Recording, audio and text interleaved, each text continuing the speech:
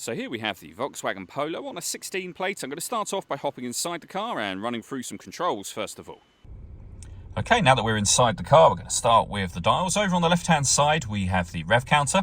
We have the speedometer and fuel gauge on the right-hand side. In the centre, you can see the trip computer, which includes the total miles for this car. They are 29,381.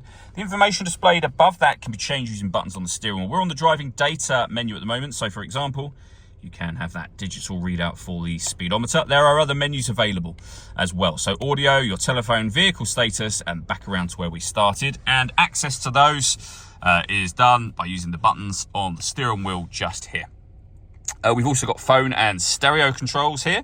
Stereo controls continue on the left-hand side along with cruise control. And then over in the center, we have the main touchscreen. Directly above that, you can turn your parking sensors on and off. We have our hazard warning lights, rear heated screen, and this button turns off the stop and start. This car is designed to cut out when it's stationary in traffic, which in turn will save you fuel. You can turn that system off from there. We then have the main stereo for the car. We're on the radio menu at the moment. So you can see there, we have DAB, FM and AM radio available. If you want to listen to your own music, you can do. Press the media button. And there's a number of ways you can listen to your music. And they include Bluetooth audio.